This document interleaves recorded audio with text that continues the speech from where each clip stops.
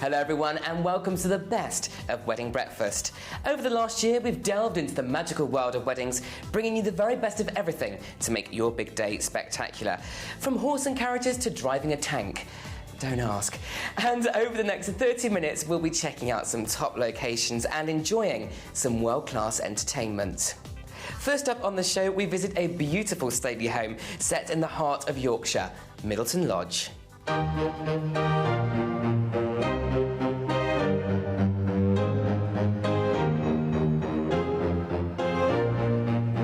Middleton Lodge is an 18th century private country house near Richmond in North Yorkshire. It is 16-bedroomed country retreat available for private wedding functions and parties. There's no set package, so it is really your home to treat as such.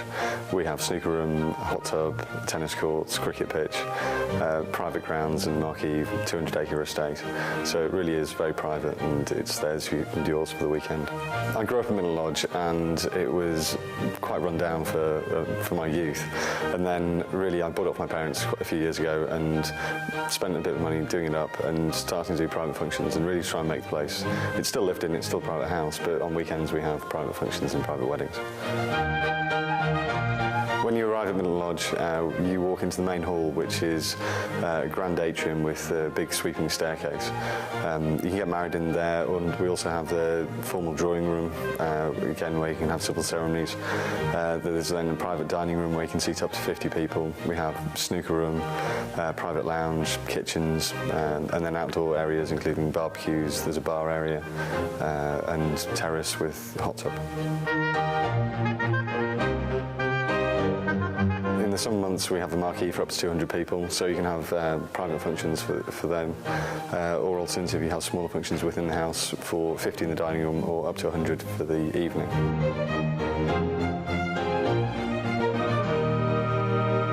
We've had anything really. There's been wedding receptions on the lawn, we've had afternoon tea parties, we've had formal dinners, we've had formal sit-down wedding receptions. It really has been open to suggestion and we're very flexible in that respect. If you were to stay at Middleton Lodge for the weekend, you would realise it is not a hotel. It would be yours for the weekend. It would be your house and it was to be treated as such. There's no TVs, there's no tea and coffee in the rooms. There are downstairs lounge, there's kitchens for you to use, but it's very much, it's yours and to treat as a stately home that is yours. The house was built in 1780 and was built on copper money. Middleton Tires had the biggest copper mine in the 1760s, in Europe actually. My parents bought it in 1980 and slowly restored the roof and other parts of the house.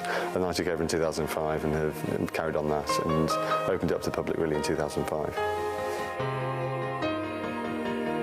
We have 16 bedrooms and they're all individually styled with original features including fireplaces and plasterwork. We have a number of ensuite bedrooms and it can accommodate up to about 40 guests.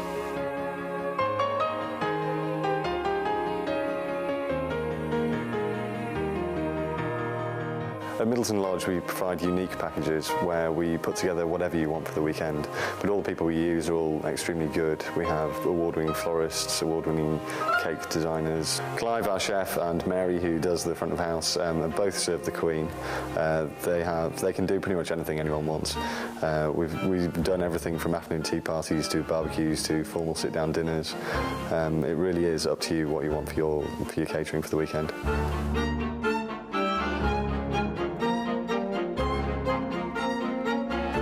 The house is set within 200 acres of private parkland and we have clay pigeon shooting, cricket pitch, there is a hot tub, there's barbecue areas, there's tennis courts and we do drinks receptions on the terrace overlooking the parkland.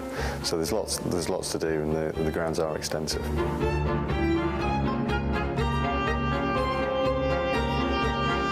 For your wedding breakfast, you can either have it in the dining room, which can seat 50 people, or if you prefer a larger function, we have 200 in the marquee for whatever really you want.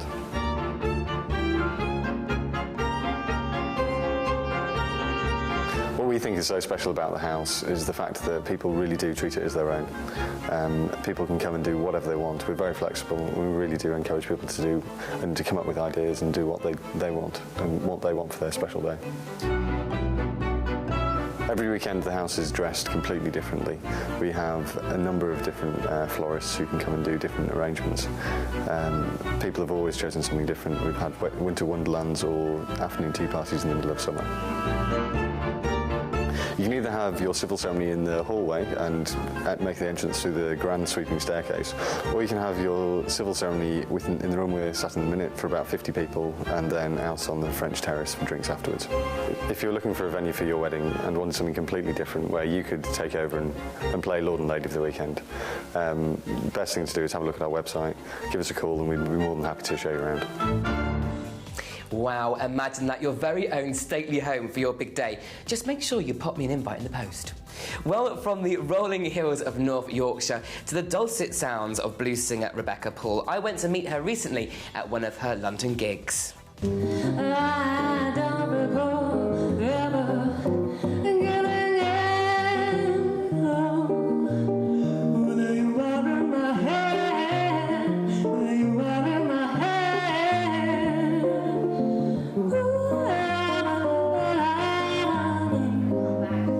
When you are in my head, when you are in my head.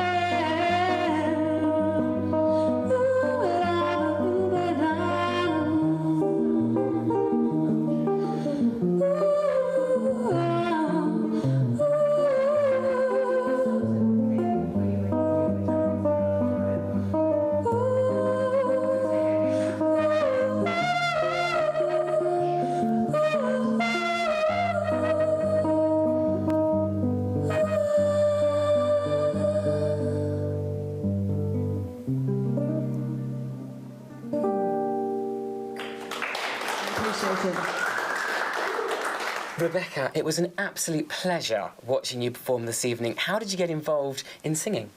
Well, it all started a few years ago when I was singing for a covers band, and I was approached by someone from the Oxford Jazz Company, actually a guy who used to work with Jamie Cullum, and he invited me to come and sing for the Oxford Jazz Company. So that's how I got into jazz, and then I went out to Switzerland and performed out there in various jazz bars, and came over. I was invited to sing at Ronnie Scott's, and throughout this whole time I was getting into my own music and my own style, and I was enjoying writing my own songs, and so that's where I've got to now. So what kind of venues have you performed in? I've performed in jazz clubs and bars, restaurants, events of all occasions, you name it. I think I've done it.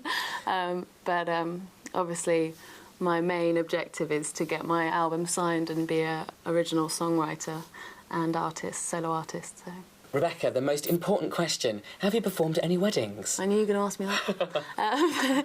Yes, I've performed all around the country for different couples and, varied styles of music. It is such a joy to play for people when they're, just coming onto the dance floor for their first dance. And the best thing about weddings is everyone's really happy and everyone just wants to have a mad time and loads of fun. So, it makes you feel really good because, it's someone's big day, basically. It must be quite a magical moment creating or singing for the first dance. It is, and it's really nerve-wracking. It's actually the most nerve-wracking thing you can do. Out of all the gigs I've ever done, when you're singing for a wedding, it's just really you've only got one chance at it. Well, unless they get divorced and get married again. Yeah, exactly. Rebecca, what are your plans for the year ahead? Well, I'm hoping it's going to be a really big year for me. I've just sold a song to a jazz chill-out album that I wrote last year. And I'm just recording an album of all my own material. So I'm hoping to get it out there, and I've got some label interest, so hoping for management and a signing this year. Fantastic. Well, I'm glad we caught you here first on Wedding Breakfast. Viewers, this girl is going to explode this year. Thank you so much for joining us. All right, thank you. Not his style, and even with a righteous smile, my baby just gets that.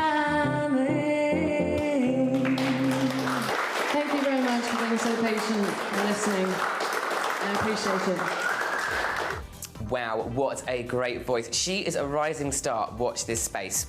Time for a quick break now. We'll be checking out some world-class venues after the break, so make sure you stay with us. We'll see you in 3.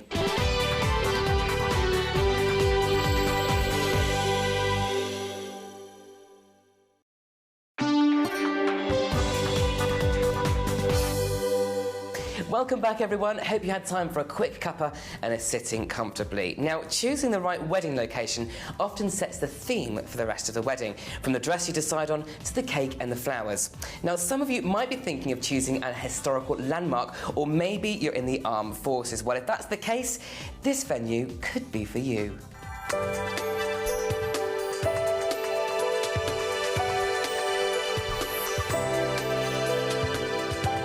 My name's Diane Waldron, and I'm Head of Marketing and Events here at the HAC. The HAC is a really special place to hold your wedding reception. With a 6-acre garden and a magnificent Georgian house, it is almost like having a country house hidden away amongst a city of glass and steel. The Long Room is a fabulous place to hold a wedding reception. It has beautiful oak panelling, lovely picture windows which look out onto the artillery garden, a lovely minstrel's gallery where you can have musicians playing during dinner, beautiful portraits and fireplaces, and it's just an amazing place to hold your wedding, full of atmosphere and history. So this particular room is licensed for up to 120 people for a civil ceremony, and then it can be turned around for up to 150 guests on round tables for the wedding breakfast. So also on this floor we have the medal room. The medal room can be used for pre-dinner drinks, and often it's also used for an after-dinner bar so that guests can actually get away from the music if they want somewhere quiet to just chat with their friends and their family. Also on this floor we've got the courtroom. This is a really special room where we've got lots of our most interesting pieces of historical artefacts on display. One of these is the oldest treasure which the HAC has in its possession, a 15th century suit of tilting armour. Over the last few years, the HAC has undergone something of a transformation, and we've spent a lot of time and money in redeveloping the old Victorian drill hall into the fabulous Prince Consort rooms, which now exist. These are perfect for larger wedding receptions and are rather more of a blank canvas, enabling you to put your own personality onto the room and introduce whichever colour scheme you'd like for your wedding reception. The rooms seat up to 350 people for dinner, which makes us very unusual in the City of London. Of course, for a really fabulous wedding reception, you could actually take over the whole of the HAC for exclusive use. We want to help you with every step of the planning of your wedding reception and to make things as easy as possible for you.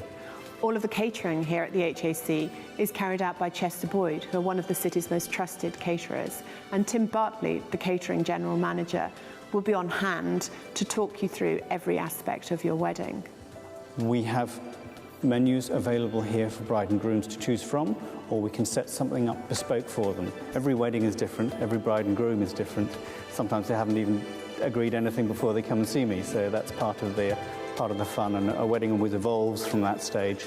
I always make sure I meet up with the couple on the week of the wedding, because often they have their own favours or place cards or fir cones or something that they want put on the table. The room will look totally different when we set it up for them, and there's always a wow factor as the bride and groom walk into the dining room for their wedding. We have a full brigade of 7 chefs. We arrange all the food ourselves, we prepare it all ourselves here. Popular main courses, our Gressingham duck with red cabbage, and obviously in the summer lighter dishes like poached salmon and filet de beef if people want a real treat. The end of the meal is just as important as the beginning of the meal. We have a wonderful pastry chef called Jane here, and she creates a dish that I absolutely love. It's a lime and tequila cheesecake. One of the things that really makes a wedding look fantastic is the floral arrangements. We use lavender green as one of our main florists here, and often the bride meets with the florist and arranges the flowers specifically themselves. To my left we have one of lavender green's examples of the flowers they do. A lot of brides and grooms like a wedding package and like to know what they're going to be spending. We include floristry, linen, 3-course meal, and the wines pre-wedding and through the meal, and not forgetting the glass of champagne as the toast afterwards. We had a lovely tasting where a groom got seriously into his wine and had drunk the best part of 5 different bottles of red wine before the end of the tasting. Unfortunately, by the end of the tasting, he couldn't remember what he'd tried food-wise or which wine he liked best, so he had to come back with the bride's father to have a rerun of the tasting. Did you know that HAC cost £1,690 to build back in 1735, and that included the furniture? Bargain. Right, back to music now. If Frank Sinatra and Dean Martin are your favourite singers, this next feature is for you. You may remember earlier in the year we went to meet the Hat Pack as they performed at one of London's top venues. Take a look at this. At an early stage, we discussed that we should do something because we had recorded a compilation album together of some original material, and we found that the 3 of us had a chemistry that was unique. And we discussed it, but because we were working on different projects and gigging and doing the music thing individually and sometimes just as a duo even, it was very difficult for us to find the time and the impetus to actually get together as a 3. It was suggested to us by a very special person that we should do this, and with that encouragement, we actually got together and formed the Hat Pack. I knew a man called Jangles and he danced in worn-out shoes with silver hair, ragged shirt, and baggy pants. When we sing Mr. Bojangles, I like the way that we've arranged it. You know, you get to hear all 3 vocalists of the Hat Pack, and the crowd tend to go mad because we tend to get this kind of crescendo happening with it. You know, got the lighter, dominant tone of Cutty here, who starts it very gracefully, and then Mr. Roy Hamilton there takes over. And then I tend to take the last verse and try to bring the track home, and then we all join in together at the end. We sing the songs that the Rat Pack would have probably sang on stage. Like you may find one night, for instance, one night Sammy may be singing I've Got You Under My Skin. Another night Sammy, if he feels like it, he may be singing Things or Memories, a Dean Martin song. Vice versa, and however we just switch it around according to how we feel on the night. But it's not a case of, let's say, one person is, let's say, Frank Sinatra, and he's just singing Frank Sinatra songs tonight, and you have a Dean Martin, he's just singing. No, we kind of move it around and keep it interesting according to how we feel in the night, which makes it natural and genuine. We're not actually trying to be Dean Martin, we're not trying to be Frank Sinatra, we're not trying to be anyone but ourselves, paying tribute to Sammy Davis Jr. What happened then, Junior? Well, this is what happened. There's some kind of a connection between the 3 of us. And when we're on stage, we kind of, I guess we kind of join together as almost one. And when, you know, we feed off each other. So if Sammy does something, Davis does something, Junior does something, we all kind of, that's right, we're one. Sitting there with Bojangles and he danced the leg right across the sand. When we're on stage as the Hat Pack, the crowd go mad. You know, it is unusual to see 3 guys with hats on stage, of colour, singing this style of music, and that makes us unique. It's a great energy burst, and we try to make sure that the crowd feel us as individuals and collectively as one. And that kind of, I feel, is typical of what the Rat Pack is about. Mr. Bojangles, Mr. Bojangles, Mr. Bojangles, dance.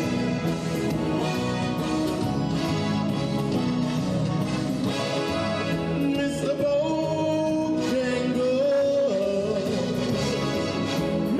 Mr. Bojangles. We've got our wedding coming up in Sicily, and it's a fantastic location where they filmed The Godfather. So we're really looking forward to that, just flying out there and really checking the place out because we heard it's such a great place. A wedding day is so special. You need to know that you've booked the right kind of entertainment.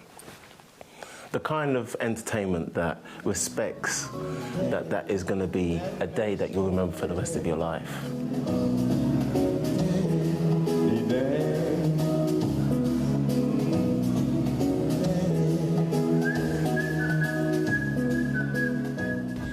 Great work, boys, toe-tapping stuff. OK, so we're on to the final feature in today's show. Next up, another landmark building as we visit the Royal Spa town of Bath. We check out the assembly rooms at this World Heritage Site.